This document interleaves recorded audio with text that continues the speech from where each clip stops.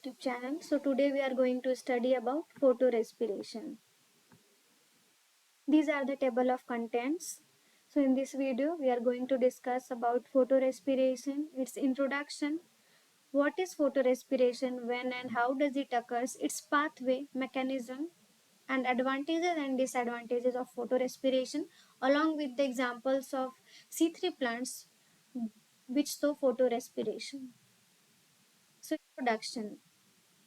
Photorespiration mainly made up of two words, that is photo plus respiration, where photo means light and respiration means to respire.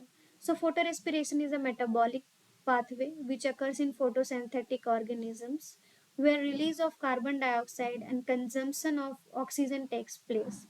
It is called a wasteful process because there is no chemical energy or production of food in this particular process. So let's discuss about what is photorespiration. Photorespiration is a metabolic pathway that occurs in photosynthetic organisms. It is also known as oxidative photosynthetic carbon cycle or C2 photosynthesis. It only occurs in C3 plants and it occurs during high temperature when the day is dry, sunny or hot. It is a light dependent reaction, means it will not occur in absence of light. Light is must for the process of photorespiration. As the name suggests, photo means light. So it poses a problem for normal photosynthetic process.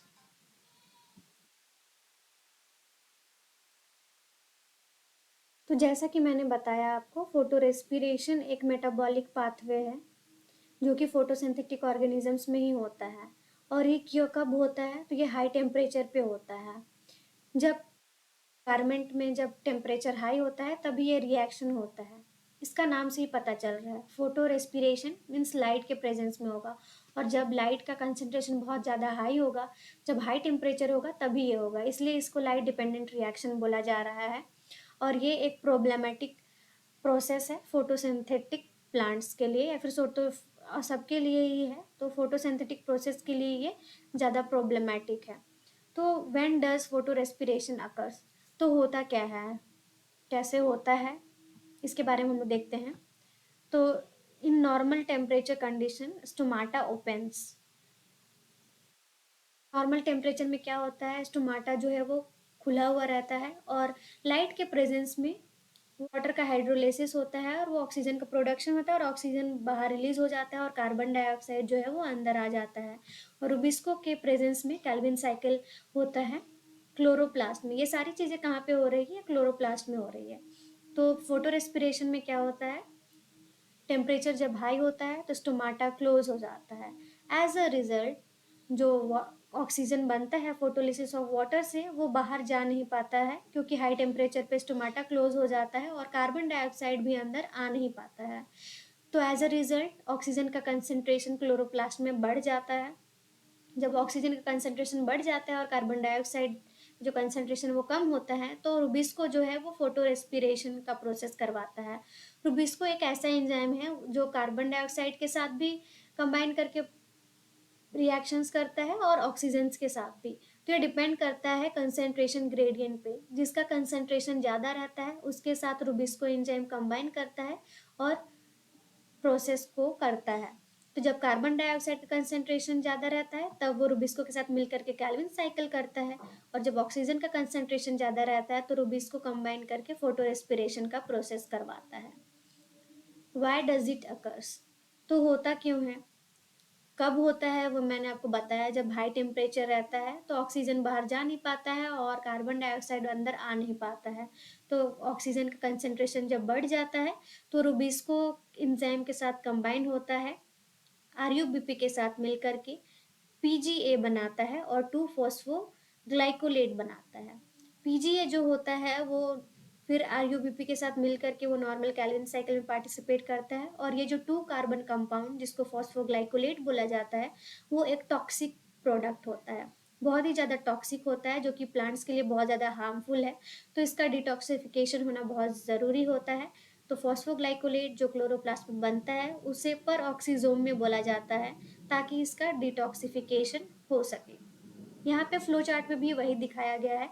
Oxygen Rubisco के साथ combine करके RuBP के साथ मिल करके PGA glycolate और 2 carbon compound जो कि phosphoglycolate है, जो कि बहुत ज़्यादा टॉक्सिक होता है, उसको बनाता है और ये पर ऑक्सीजोम में भेजा जाता है इसका डिटॉक्सिफिकेशन के लिए।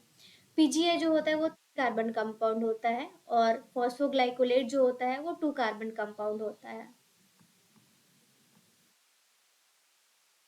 यहाँ पे आप देख सकते हैं कि फोटो रेस्पिरेशन कैसे होता है उसके बारे में बताया गया है। ये जो पिंक साइकिल है वो फोटो रेस्पिरेशन को शो कर रहा है, ग्रीन साइकिल है वो कैल्विन साइकिल को शो कर रहा है। तो नॉर्मल कंडीशन में कार्बन डाइऑक्साइड के प्रेजेंस में रुबिस्को के साथ मिलकर के 2 मॉलिक्यूल्स ऑफ 3 फॉस्फोग्लिसरेट बनते हैं। यहाँ पे 6 कार्बन कंपाउंड बन रहा है, 3 फॉस्फोग्लिसरेट जो कि जिसका 2 कंपाउंड है। ये फिर ट्रायोस फॉस्फेट बनाते हैं, देन राइबोलोस 5 फॉस्फेट, देन ये आरयूबीपी बनाता है। फिर ये साइकिल जो है वो रन करता रहता है। ये नॉर्मल कंडीशन में होता है केल्विन साइकिल में, जो कि फोटोसिंथेसिस का होता है। फिर ये फोटो रेस्पिरेशन में ऑक्सीजन रुबिस्को के साथ कंबाइन करके 2 फॉस्फोग्लाइकोलेट बनाता है प्लस 3 फॉस्फोग्लिसरेट। तो 3 फॉस्फोग्लिसरेट जो है वो स्टेबल 3 कार्बन कंपाउंड है।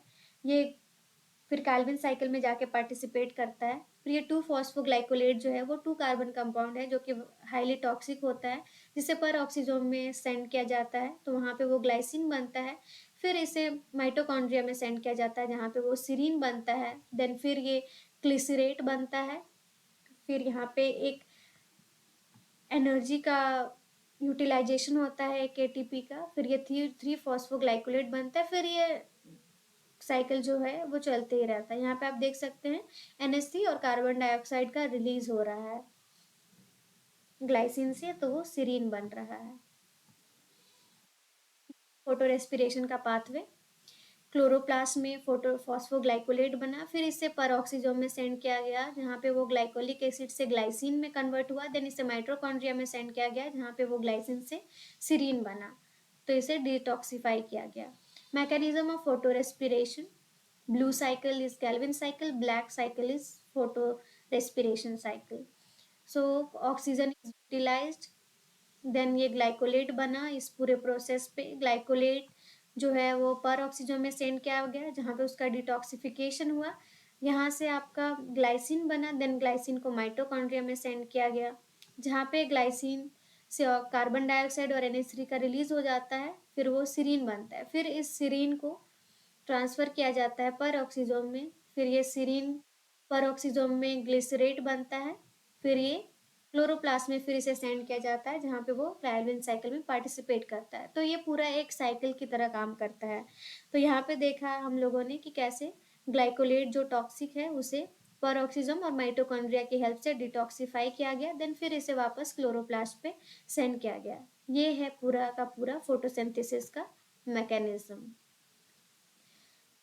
Let's discuss about the disadvantages of photorespiration. So neither synthesis of sugar nor synthesis of ATP. तो यहाँ पे हम लोगों ने देखा यहाँ पे सिंथेसिस नहीं हो रहा है, ना ही शुगर का प्रोडक्शन हो रहा है, ना ही यहाँ पे कोई एटीपी बन रहा है। तो ना ही फूड बन रहा है, ना ही एटीपी एनर्जी का प्रोडक्शन हो रहा है, इसीलिए इसे वेस्टफुल प्रोसेस कहा गया था। Release of carbon dioxide takes place with utilisation of ATP. तो यहाँ पे हमने प्रीवियस स्लाइड में देखा, यहाँ पे लोग देख सकते हैं प्रीवियस स्लाइड में, यहाँ पे इस स्लाइड में हमने देखा कि कार्बन डाइऑक्साइड का जो है वो रिलीज हो रहा है।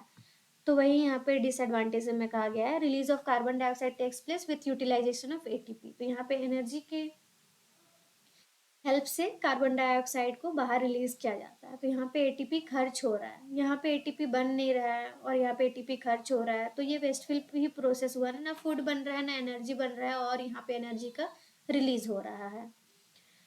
Reduce the efficiency of photosynthesis. तो फोटो रेस्पिरेशन की वजह से फोटोसिंथेसिस का जो एफिशिएंसी है वो भी कम हो रहा है, क्योंकि 3 कार्बन कंपाउंड जो था 2 फॉस्फोग्ली वो बन रहा था, तो जिसकी वजह से फोटो सिंथेसिस का प्रोसेस हाई चल रहा था। बट फोटो रेस्पिरेशन की वजह से फोटोसिंथेसिस का जो प्रोसेस है वो भी रुक जा रहा है, उसका एफिशिएंसी कम हो रहा है बट धीरे धीरे हो रहा है। Do not produce ATP or NADPH, wasteful process as we have discussed. So ऐसा नहीं है कि सिर्फ डिसएडवांटेजेस ही है फोटो रेस्पिरेशन के, कुछ बेनिफिट्स भी होते हैं। तो हम लोग देखते हैं बेनिफिट्स के बारे में। तो first is photo protective effect. Photo protective effect मतलब हाई टेम्परेचर पे हाई लाइट के कंसंट्रेशन से उसके इफेक्ट से प्लांट्स को बचाता है। फोटो रेस्पिरेशन हो रहा है तो ये फोटो प्रोटेक्टिव इफेक्ट का जैसा काम कर रहा है, प्लांट्स को हाई टेम्परेचर से बचा रहा है। Second, support plant immune defence. Third, help to maintain redox balance in cell, कि ऑक्सीजन का कंसंट्रेशन काफ़ी ज़्यादा बढ़ गया था तो रूबिस्को के साथ कंबाइन करके फिर वो एक साइकिल किया, तो ये है इस तरीके से ये रेडॉक्स बैलेंस मेंटेन करने में हेल्प कर रहा है। Fourth, special adaptation for C4 plants and कैम्प plants to limit its effect. Special adaptation है C4 प्लांट्स और कैम्प प्लांट्स में, और टॉक्सिक मेटाबॉलिक से रिमूव करता है। अब कुछ एग्जांपल्स देख लेते हैं। तो वीट हो गया, सनफ्लावर, बार्ली, सोयाबीन, ये सारे प्लांट्स जो है C3 प्लांट्स है जो फोटो रेस्पिरेशन शो करते हैं, और ये सारे प्लांट्स हाई टेम्परेचर पे आपको मिलेंगे। Conclusion, photorespiration is a wasteful process as neither energy is released nor ATP and NADPH synthesis takes place. Occurs only in C3 plants, occurs only during high temperature, one of the most important process in plant metabolism. Due to photorespiration, adapted special adaptations to limit the effect of photorespiration, that is C4 plants and CAM plants. Here are the references from where I had made this video, and thank you for watching.